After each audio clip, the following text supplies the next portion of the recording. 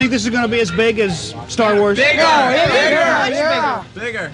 And yet a lot of the critics are panning it. Well, what do they know? It's basically a miracle that we got The Empire Strikes Back in the way that we got it, as good as we got it, because there's so many things that were stacked up against this film. Just listen to Irvin Kershner, what he says about the first script when it was handed to him by George Lucas. And then I read the script, and I hated the script. The script was terrible. It's 1977, and Star Wars has just hit theaters. Everyone is loving this new sci-fi flick. Everyone's loving the characters, falling in love with Luke and Han and Leia and everyone. And now George Lucas is looking to make the sequel to his first movie. And he's looking to finance it himself, and he had one person in mind to direct the film. The only problem is, when he went to go ask Irvin Kershner to direct the film, here's what he said. No. No way. And he didn't just say no once, he said no multiple times. And then he said something interesting which made me say no twice as loud. He said, I'm going to finance this picture myself. I said, not Fox? Nope. It's going to be all my money. I want to own the picture.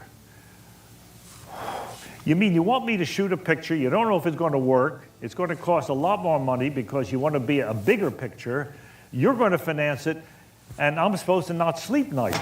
So what was it that changed Irvin Kershner's mind about directing the sequel to Star Wars? There's many reasons to say no to this. Sequels were not as highly regarded. Well, maybe even today they're not highly regarded, because this will end up being the greatest sequel of all time. But it's in large part because Irvin Kershner says yes to directing this film. But there was one stipulation he gave George, and that's what really tipped the scales in his favor. Listen to Irvin Kershner share his story of how he came to be the director of the best Star Wars movie of all time. And if you like this kind of content, make sure you subscribe for more. Hit that like button as we start.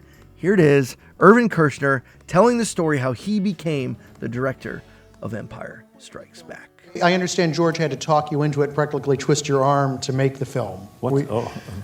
We talked about that also a little earlier. Well, I don't know if they were interested in that. Are you interested in hearing how George talked him into making the film?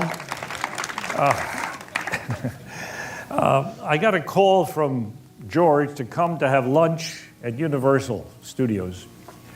And he was in some of my seminars at USC. And we saw each other occasionally at a party or something. And so I went to have lunch with him, and he asked me, he said, look, I'd like you to do the second Star Wars. Well, my response was immediate, no. No way. Why? Well, because the first one's so successful, the second one will never beat it. It's an original work you did. Now, original work, I'll tell you, 2.5 years before, or 2 years before, I was at a New Year's party at Francis Coppola's in San Francisco. And once we all got tanked up a bit, George said, let's go down to the projection room. I want to show you some footage of this film I'm shooting. What are you shooting? Oh, it's called Star Wars. Oh. So we all went down to the basement, and he ran some scenes that were cut together from the film he was shooting. And we sat there absolutely flabbergasted. We thought, this is terrible. This is dreadful. What's he doing? He's crazy. It's a comic book. People jumping around, hanging around, these odd creatures. What's he? And we didn't say a word. The lights go on, and George knows enough not to say, what do you think? He disappeared. He was upstairs, you see. So we all looked at each other and say, he's nuts. God, he's going to lose his shirt in this. Fox is financing this piece of junk? Oh, we were sick for George, sick. You know the rest of the story. So that when he asked me to do the second one, I said no, because I just saw doing a comic book that had fairy tale elements, fantasy elements, of course. And he said, I want you to think about it. And he said something very important. He said, I need this picture to be better than the first one, because if it gets an audience, and we don't know whether it'll have an audience, maybe only the first one was the one they liked. If this audience likes the second one, I will have a franchise. I'll be able to do more Star Wars pictures. If it doesn't do well, I'll just chuck it. Oh. So you want me to be the fall guy? I said. Well, that's good. And then he said something interesting which made me say no twice as loud. He said, I'm going to finance this picture myself. I said, not Fox? Nope. It's going to be all my money. I want to own the picture. You mean you want me to shoot a picture, you don't know if it's going to work, it's going to cost a lot more money because you want to be a bigger picture, you're going to finance it, and I'm supposed to not sleep night. I said, no. So I went home and called my agent and said, Lucas asked me to do the second Star Wars. Then I had to hang up. I mean, the phone was bursting. You got to do it. What are you talking about? You got to do it. Well, I said, no, it's dangerous. There's a lot of things about it. And I don't know special effects. I don't know any of that stuff. You'll learn. Yeah, okay. So some time went by, and then I got a call to come up to San Anselmo. George would like me to come up and talk to him. So I flew up, and he took me into a room, and all around the room were these beautiful drawings and blueprints of huge Victorian houses. And he said, I just bought a piece of land called Lucas Valley. It was just coincidental. And it has redwood trees, it has water, it's just beautiful, not far from here. And he says, I want to build a ranch called Skywalker Ranch, where I want to invite filmmakers from around the world. I want to have seminars there, and I want to do this, and I want to do that. If the second film works. And if it doesn't, he says, I'll throw everything away. That's it, I won't build it. Because I need the money from the second one. So I said, this is supposed to make me feel good? Well, he danced around a bit, and I said no. By now I was very frightened. I mean, what a responsibility this was, especially when I saw some of the initial drawings, and then I read the script, and I hated the script. The script was terrible. So I came home and thought about it and said, I can't do it. And my agent is still screaming at me, do it.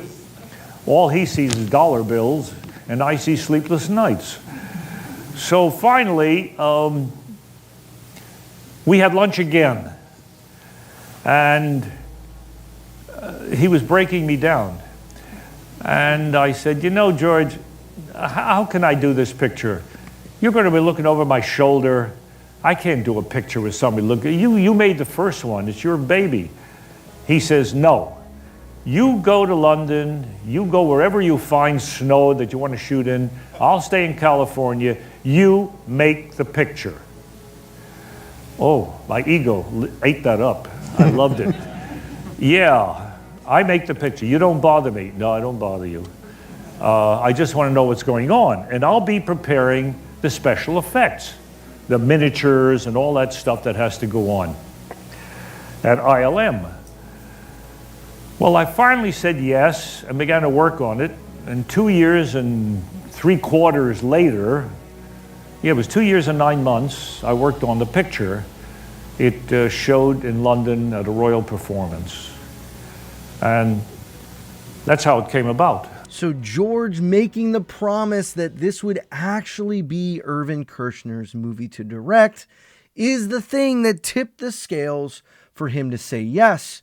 Now, it's kind of amazing, though, that still we got a script that he didn't love, and yet we got a film that is so good. And this is a testament to showing how even though a script may not be in its final state, you can direct and mold and shape things to be a certain way. And that's exactly what we got with Empire Strikes Back and why it works so well, because Irvin Kershner's perspective was more about the characters and how they would approach what they're going to do, how they're going to say it. And so he would make these changes and tweaks to what would happen throughout the entire film based on his understanding of the main characters of Star Wars. And if you know anything about the film, The Empire Strikes Back, if you haven't watched it recently, first, just stop.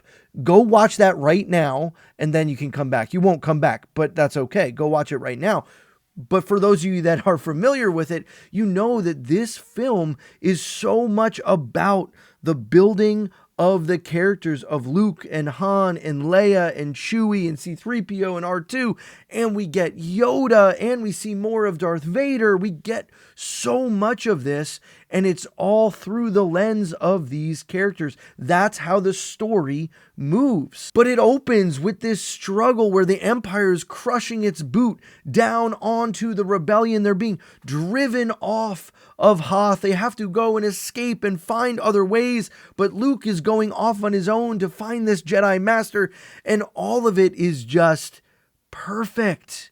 It's so good, and it's because George was willing to just focus on the ILM stuff and let Irvin Kershner direct. And no, this is not a slight to George. This is not an opportunity to say, see, the only reason it's good is because George Lucas didn't direct it. None of this would happen without George Lucas. Not a single frame of film would ever have been taken if not for him, if not for his scripts and his creativity and the way he revolutionized the film industry and the way he was willing to step back and trust the film that was going to make or break everything about Star Wars, to Irvin Kershner. But his ego, Irvin even says it, is what made him have to say yes once he realized that Lucas was actually going to take that step back. So if anything, George recognizing the need to step back and focus on other things is the very moment that it all came together, and the very moment that Star Wars was handed to Irvin Kershner to direct. But it wasn't always smooth and easy sailing. There were disagreements. Well, really, one main disagreement between Kershner and Lucas. If you want to hear about that, click right here. Guys, thanks for being here. I appreciate it. If you like this kind of content, hit that subscribe button. Remember, the Force will be with you always.